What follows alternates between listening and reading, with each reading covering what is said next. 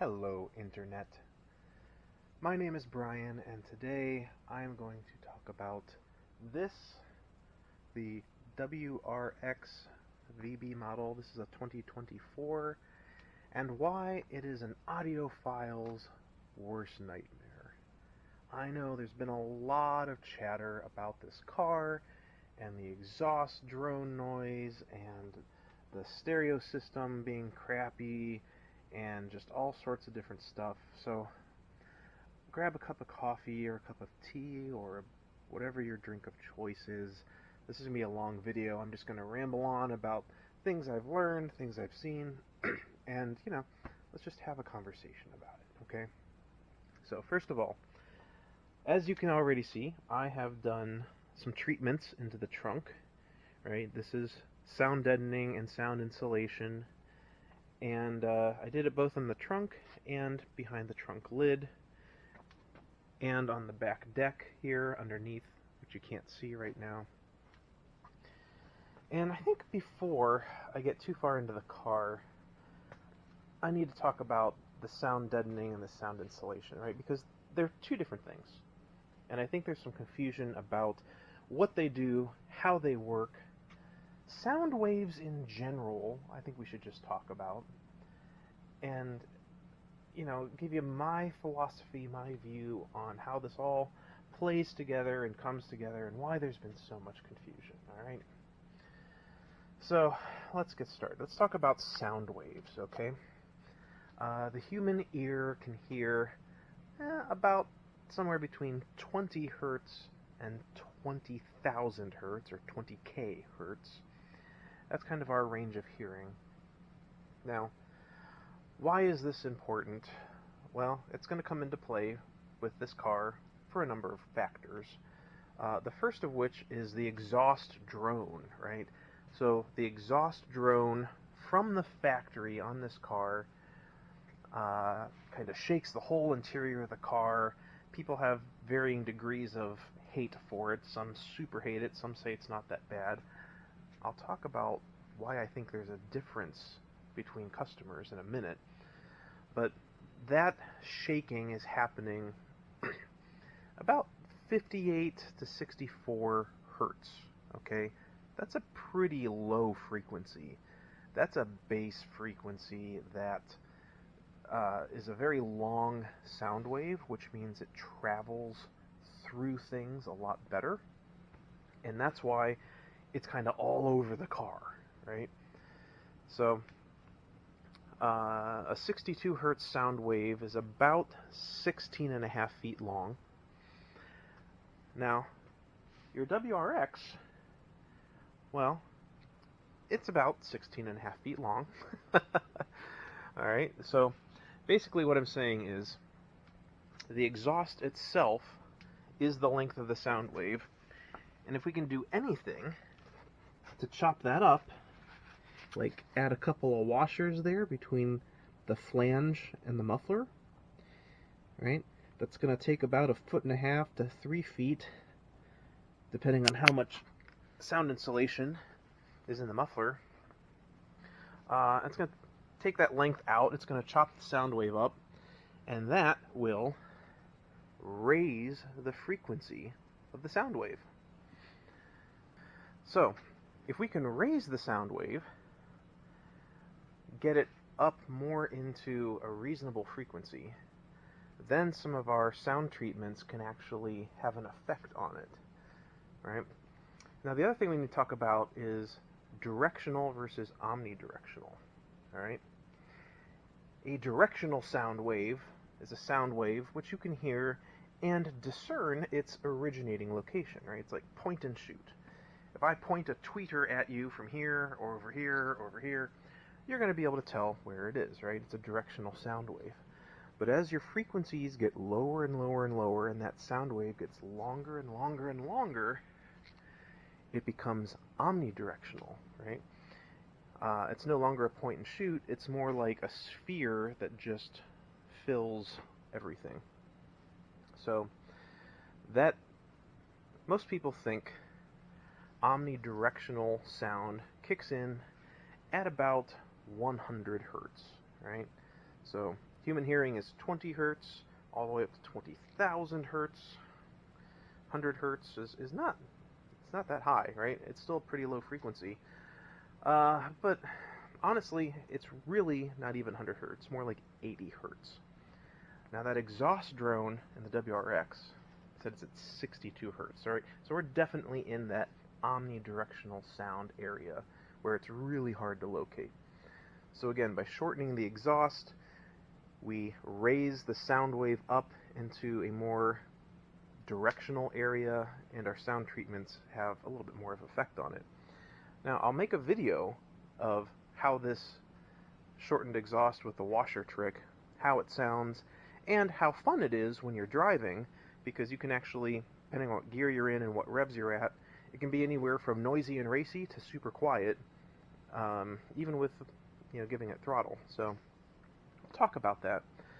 But first, again, we need to get back to the sound waves. We need to understand why this car is a nightmare for audiophiles who really enjoy sound and really want good sounds and not bad sounds. So, let's get back to sound treatments, right? There's really two kinds of treatments. There's this stuff, right? It's a rubbery deal with an aluminum sheet built into it.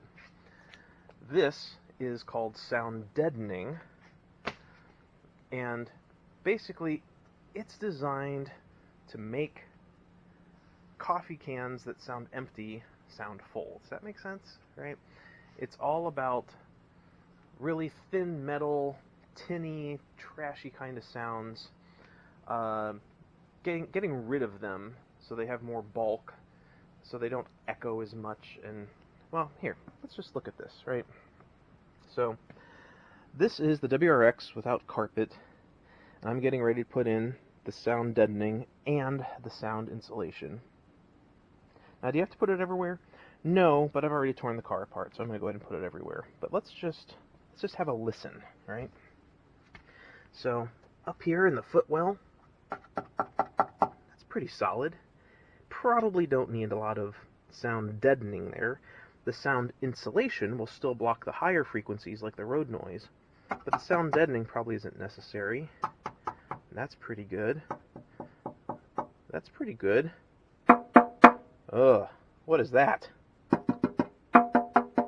Sounds like an empty coffee can. That is no good. No. That is what the CDL is for. Right? That really thick stuff. You put it on there, and it's not going to sound like an echoey coffee can anymore. Why is that bad, though? What exactly is going on? So, to understand how much this stuff helps, we need to talk about sound waves again, right? Sound waves and frequencies. When a sound wave hits another object, right, it creates in that other object, depending on how thick and depending on how structurally sound it is, right, it can create a sympathetic frequency, right? So if you've got really thin, trashy metal and you hit it with a sound wave, it is going to vibrate that metal sympathetically. So a 62 hertz drone from an exhaust is going to hit something thin, and it's going to vibrate it at 62 hertz, and that is what they call a sympathetic frequency. Now, resonance, right? We're getting all the sciencey stuff here, right? All right, resonance. When that thing vibrates at 62 hertz, it's acting like a speaker, and it's going to project out 62 hertz. That is resonance, okay? Which means you've now made the sound louder. You have the originating sound, you get a sympathetic vibration. That sympathetic vibration creates a resonance sound frequency, and now it's even worse, okay? So sympathetic vibration or sympathetic frequency versus resonant frequency. So what you're trying to do is stop all of that resonant generation because you're deadening the sympathetic vibration. Now, the sound insulation, that's this stuff here, right? This is kind of like a fibrous fabric, and it's designed to stop sound waves, right? But it's going to stop your higher level sound waves, kind of your road noise. It's not going to stop 62 hertz, right? It's not meant for that. So what you're trying to do in your WRX, the noisiest car ever made, you want to stop it sounding like a tin can. You want to stop the resonance. You want to block out as much of the frequencies as you can. And you want to get that bass frequency from the stock mufflers. You want to change it, right? 62 hertz is super low, super annoying, and it's resonating in the whole car. Now, when I say it's resonating in the whole car, this is where the customer choice comes in, right? Because some of you have a premium, a bass or a premium that has like the base model stereo, just like this car does. And some of you have the HK upgrade. And I'm willing to bet that the majority of you who are saying, the drone isn't that bad, you guys are just babies, I'm willing to bet you have the HK upgraded system. And for you, it actually isn't as bad. Well, Brian, that doesn't make any sense. Well, it does. And I'm going to explain my theory behind this. Okay? First of all, the back shelf back here, right? It's a little bit different if you've got the HK package. From what I understand, there's a subwoofer up there, which means it's shaped differently. And it may, in fact, be reinforced better. And therefore, that back shelf is not resonating as much. So right off the bat, if you have a differently shaped panel with perhaps some more reinforcement, you're not going to resonate as much. Second of all, I'm willing to bet those who have the HK package installed may actually have more sound deadening and sound insulation material in their car as part of that package being installed. Now again, this car doesn't have it, right? I've already done the trunk, I've already treated the top shelf, and I've already done the doors, the fronts and the rears. Now, I gotta tell you, when I first got this car and did my first cold start, where the revs jump up to 1500 RPMs and they just hold there for like 4 minutes, and it's shaking the whole car like, craziness, I actually thought, for a moment, I heard the exhaust note coming out of the door speakers. I thought, what the heck? Subaru doesn't pump engine noise through their stereo like some of the other manufacturers do in their sports cars. At least I don't think they do. Well, you know what? These are them. These are those door speakers. On the low-grade Subaru, these door speakers have a paper cone, a very weak surround, and are basically flimsy trash, right? Now, what did we say about sympathetic frequencies and resonant frequencies, right? Listen to this. Listen, like, these speakers are so flimsy, I believe that they were sympathetically reproducing the exhaust note and amplifying it right from the door without any power to them, right? Look at that tiny little magnet. I think these were making it worse. And in addition to that, your rear doors, I don't know about you HK people, but on the regular ones, the rear doors, there is zero, absolutely none.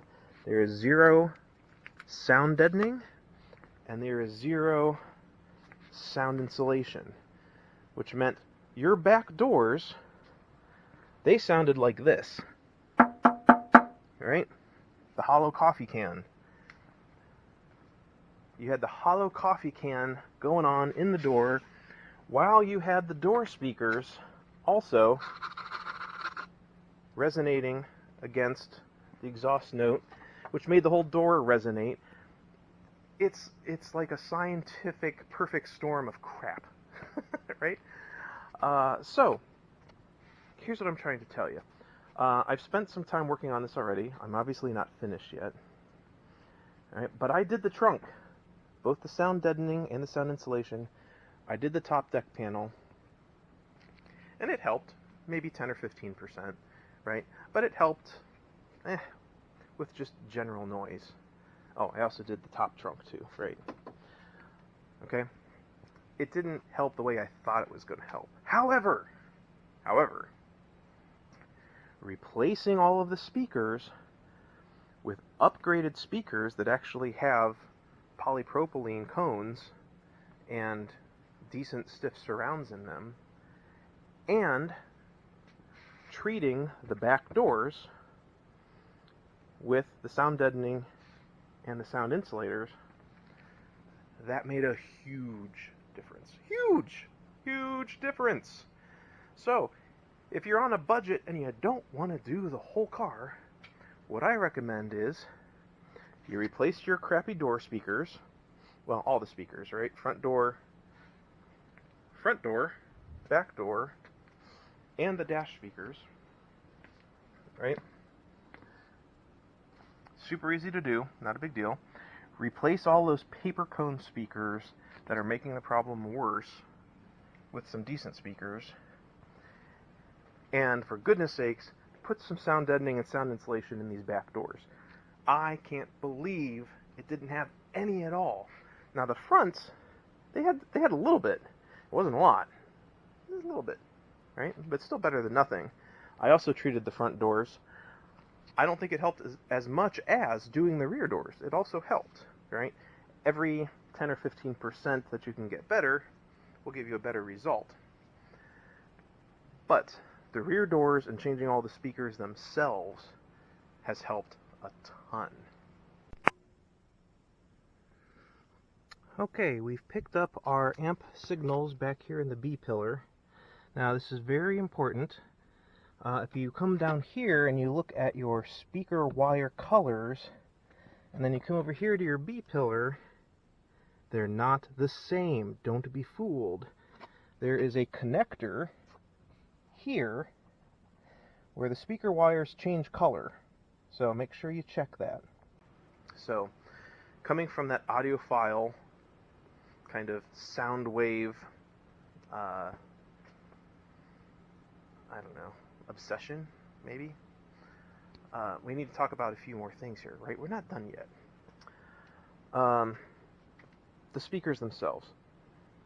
There's been a lot of chatter on the internet about how the rear speakers don't do much, and the stereo just, it doesn't deliver anything, it cuts out, or it EQs, or it does whatever, blah blah blah. The rear speakers are hardly worth paying attention to, because the front speakers do all the work. I disagree. I think, I'm pretty sure, that's false. Let me explain.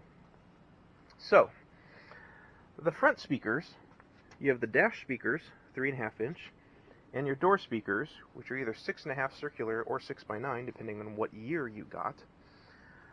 Those are wired in parallel. So when you adjust these speakers, right, you're adjusting these two at the same time. They're wired together in parallel, which gives you a speaker resistance or impedance of 2 ohms. 2 ohms.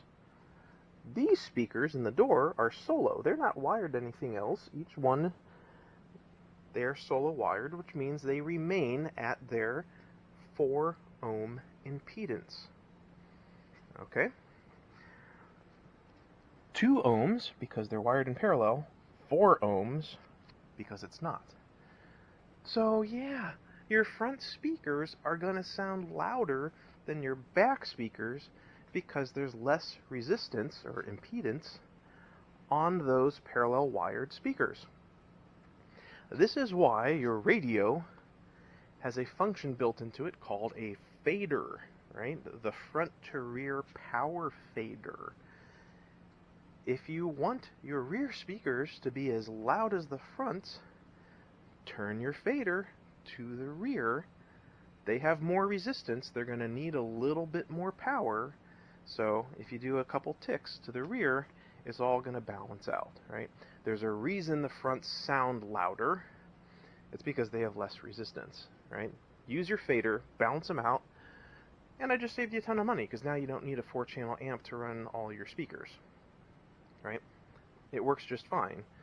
You just have to be aware that there are different resistances. So, with all of that in mind, we still need to talk about the subwoofer, right? Because we're going to put a sub in this box. And the transition from door speakers to subwoofer is pretty easy because we're still talking about ohms, right? So if you're going to get a sub and you're doing an amp install and all of that, we still need to understand speaker resistance, right? You have single subs with single voice coils, you have single subs with dual voice coils, you have impedance concerns with your amplifiers, you want to get all the sound you can, right? If you've got your car treated, now you're ready to produce the best sound you can, but we still need to understand and appreciate those sound waves, right? So what makes a good sub system? What makes a good install? What are you trying to accomplish? And why are ohms important? Why are watts important? All of that. So let's talk about it really quick. All right. This guy here, this was a $10 all-in-one sub I bought off Amazon with an 8-inch subwoofer and a pre-built amp. Had a little tweeter as well. It worked, but not well and not for very long. This is a 10-inch subwoofer. And over here, we have a 12-inch subwoofer.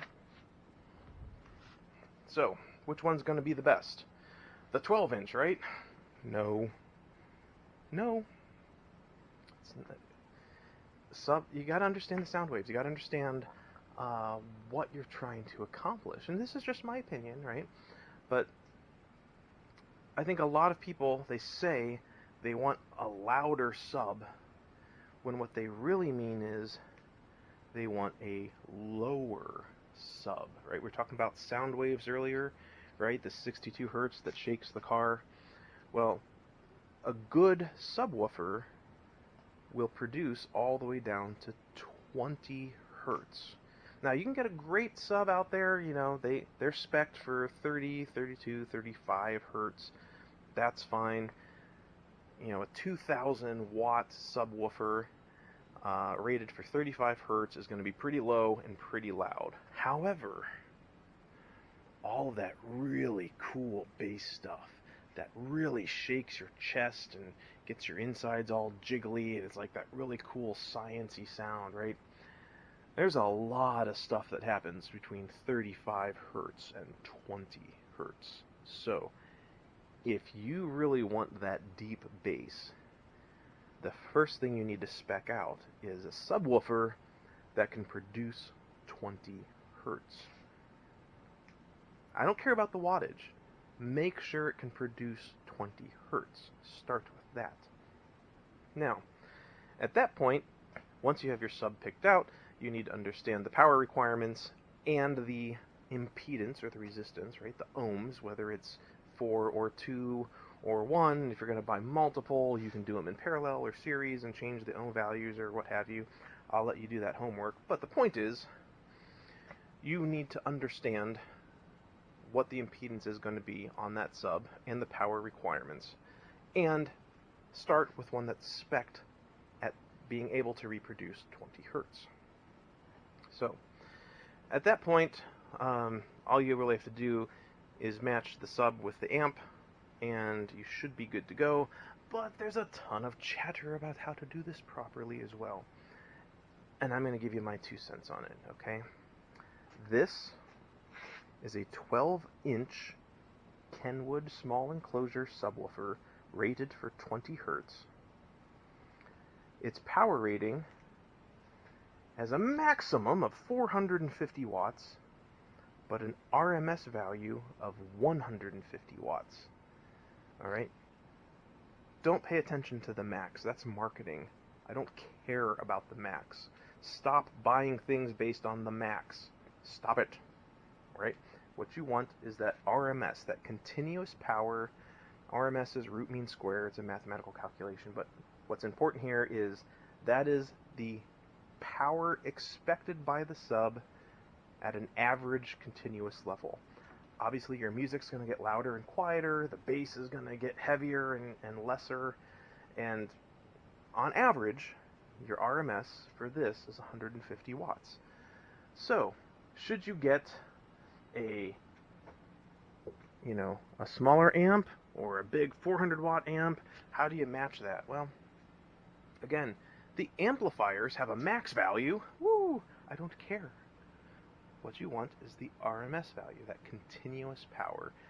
If this speaker is rated for 150 watts RMS continuous power, then what you want is an amplifier that can produce 150, go a little bit over, say 160 watts RMS. I don't care what the max is, right?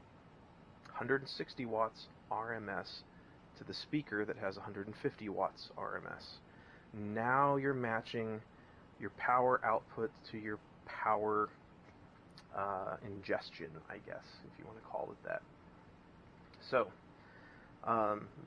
that wattage RMS value for your amplifier will change in the spec sheet based on whether you're doing 1 ohm, 2 ohm, or 4 ohm impedance, so make sure you're looking it up and you're matching the impedance to the amplifier spec. Now, all amps are not created equal, right? Even if you had two different amps that were producing 160 watts RMS, this is an example of what they call a Class A or Class B amp. I'm going to call it a Class AB amp, make it super simple, right? So that's a Class AB amp. This is a Class D amp, all right? What's the difference? Well, a Class A amp has a pretty high power draw all the time, even if you have the volume knob turned down. A Class D amp does not. It's going to draw power based on your usage. And the Class D it's more digital, it's easier to design in safeguards and whatnot. Some will say a Class AB amp actually sounds better. You know what? You got to get way up there in price range to have a Class AB that actually has premium components enough that you're going to even notice a difference between a Class AB and a Class D.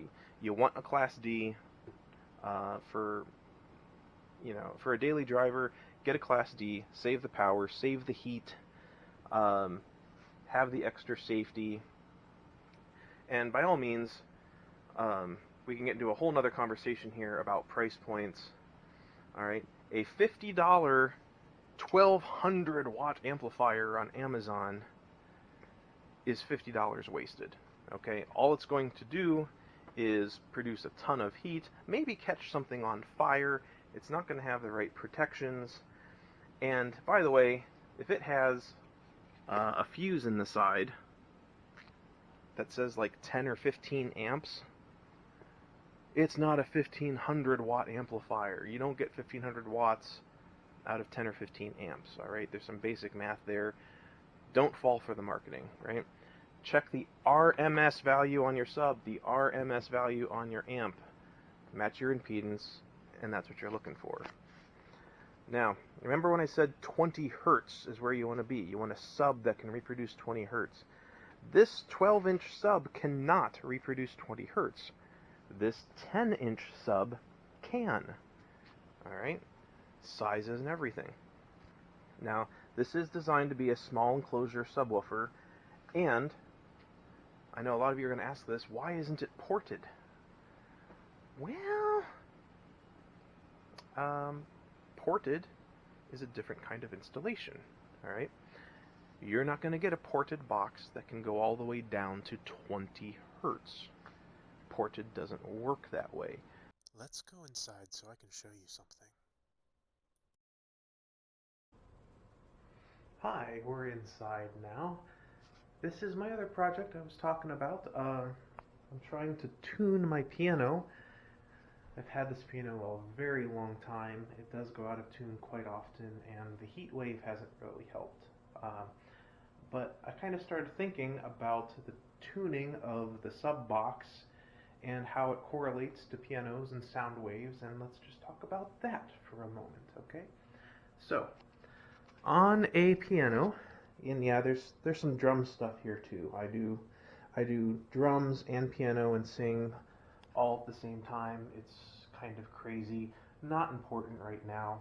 I know some of you are curious. Maybe I'll do like a little song at the end of the video or something. But for now, let's talk about sound waves, okay?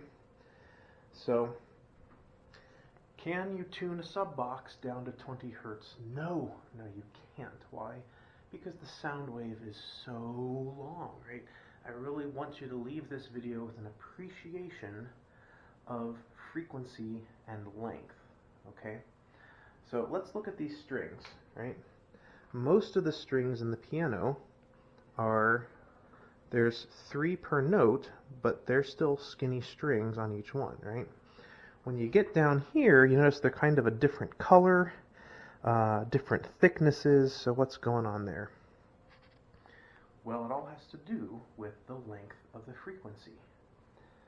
So to put that in perspective for you, if you look at the A key, right?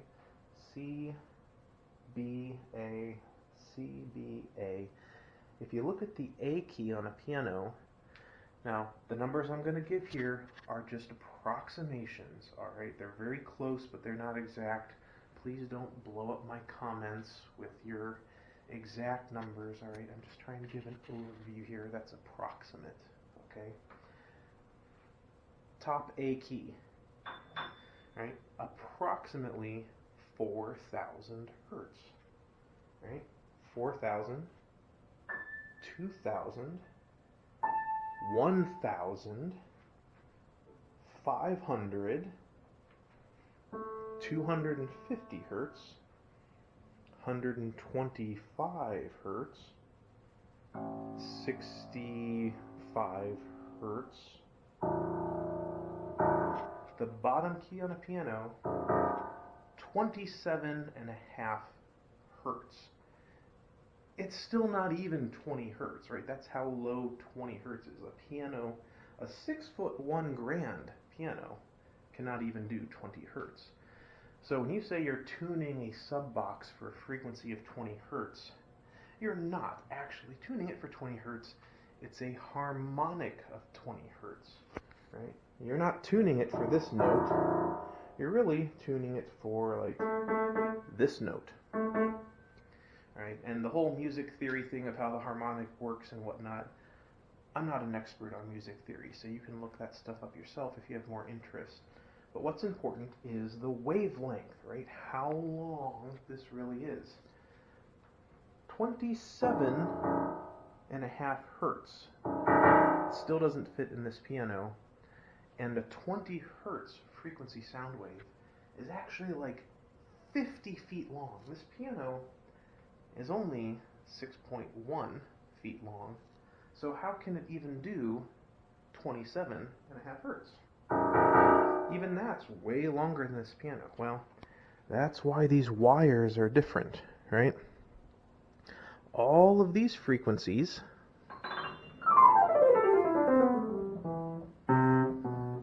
right, that guy right there,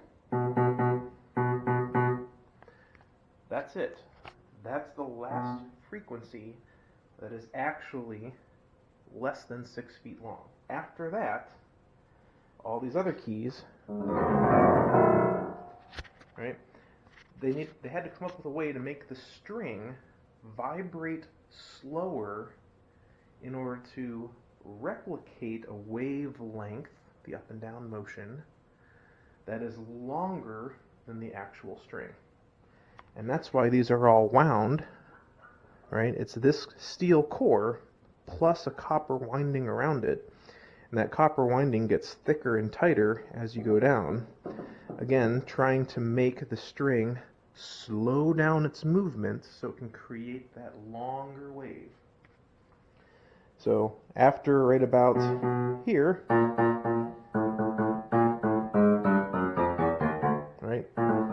all of those frequencies are longer than this grand piano. Okay, so why have we talked about sound wave and sound wave length so much?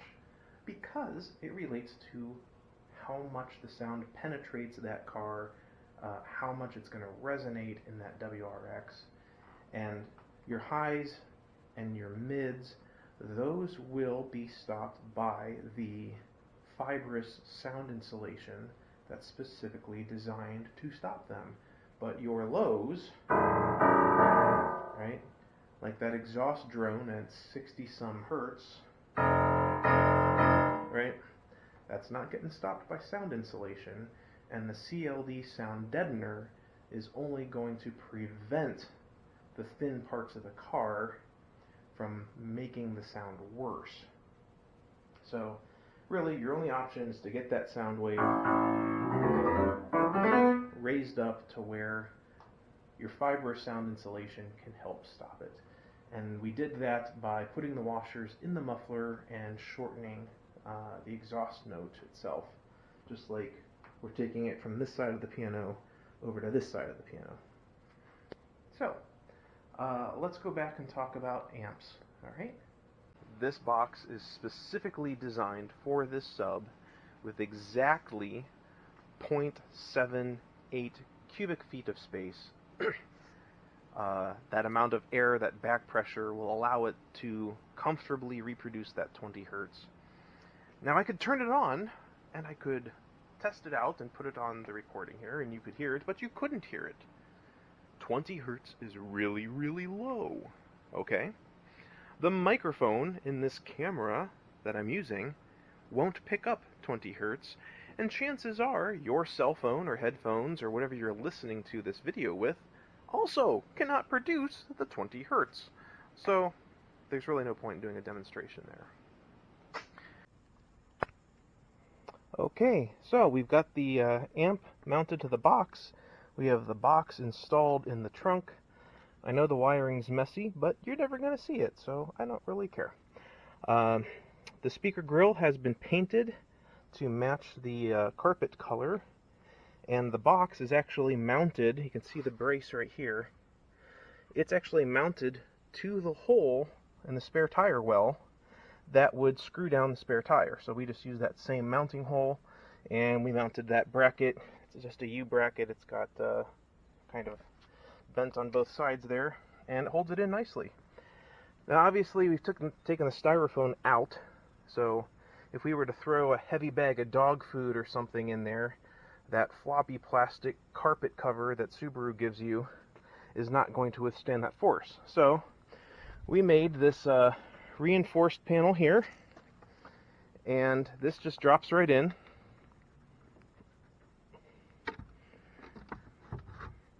And this gives us a nice, newly finished trunk.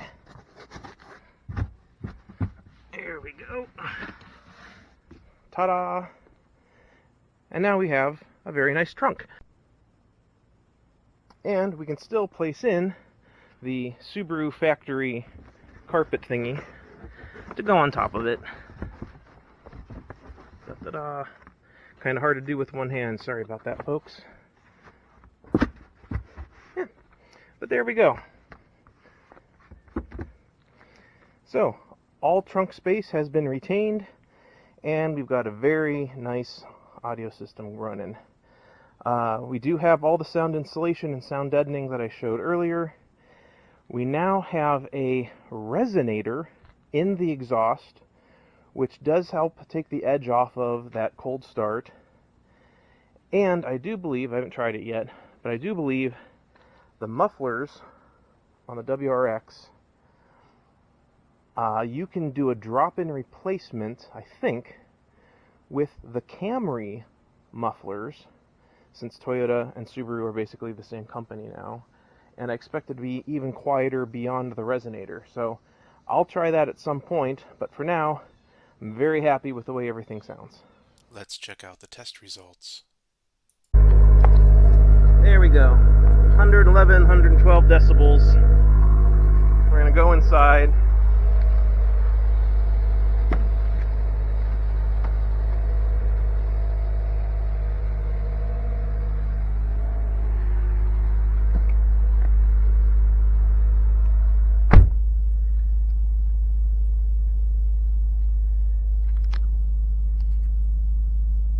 100 decibels inside.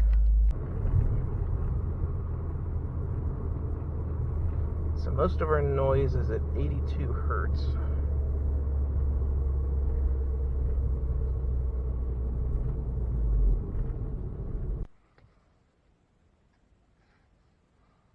This is a cold start test with all of the soundproofing and subwoofer enclosure and trim panel installed.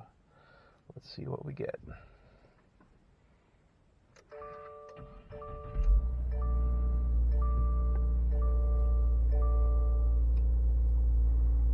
(91, 92 dB), and we're at 56 hertz. Going up to about 95, 96, 98. This is stock exhaust.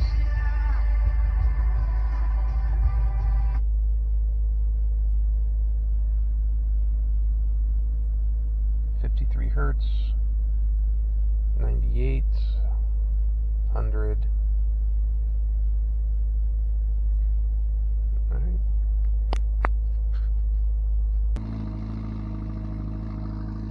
Cold start with the washer trick. 107 dB.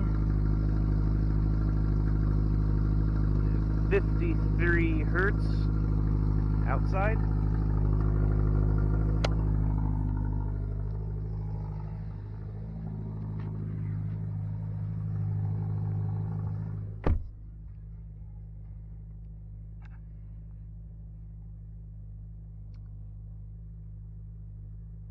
Inside, we're about 90 dB.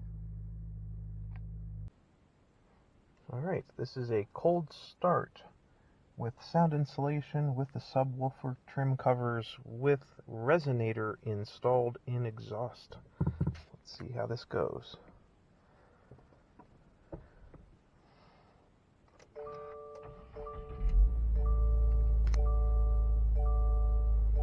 (53 hertz).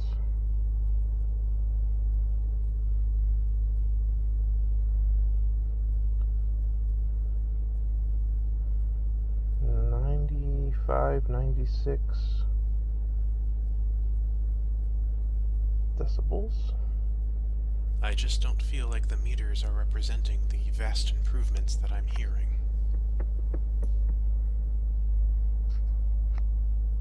Anyway, so that's my ramblings on sound waves and the WRX and subwoofers and amp installation and all of that. You know, it's fun science. It's very gratifying when it sounds good. But understand the differences. Save yourself some money. I don't know. Thanks for listening. Oh, so you're still here. Alright. Well, I promised you a song at the end of the video, but I need to finish tuning the piano first. So if you want to hang out and watch me do that, you're welcome to. It's going to take just a few minutes. We're getting pretty close. Okay, I'm going to set you down over here.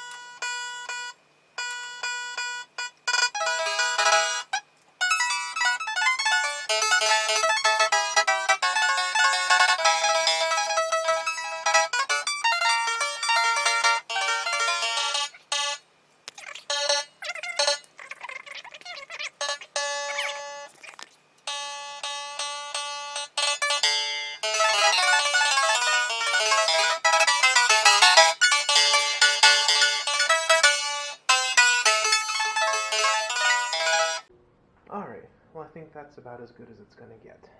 So, let me put the piano back together and we can do a song.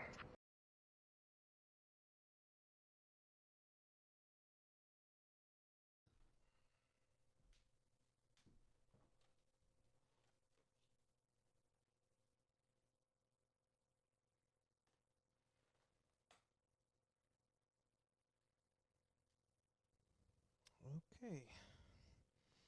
Here we go. Old guy playing a song. Alright, we've got the piano. We got kick drum. Snappy little snare. We have remote hi-hat. And crash. There we go. You put them all together and you can make like crazy little parody one-man band cover songs. So that's what I'm going to try here. Let's parody the Van Halen right now. Yeah, that one's tough. We'll try it.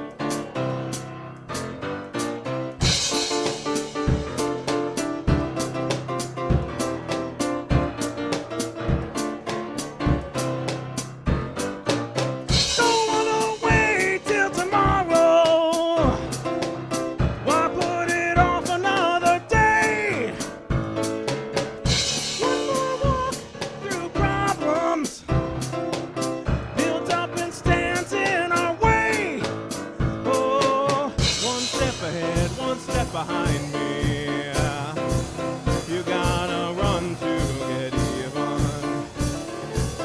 Make future plans or dream about yesterday. Oh yeah, come on now, turn this thing around.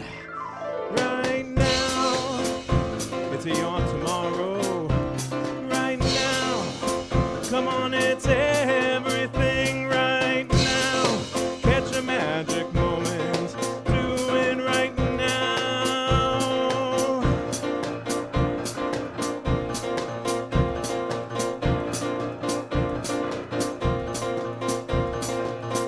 It means everything. Miss a beat, lose the rhythm, and nothing falls into place. Only miss by a fraction, slipped a little off the pace. The more things you get, the more you want. You trade in one and for the other, working so hard to make it easier. Oh yeah, turn this thing around. Right now, it's your tomorrow. Right now, come on, it's everything. Right now, catch a magic moment. Do it right now.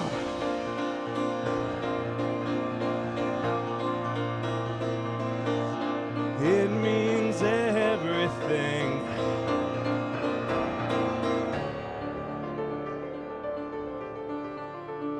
Do it right here and now. Right now. What are you waiting for? Whoa.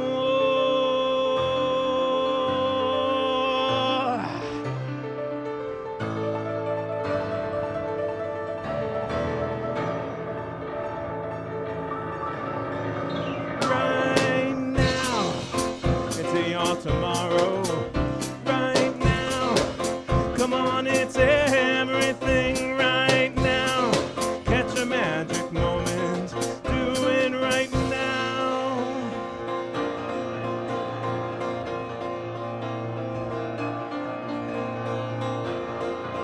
It means everything.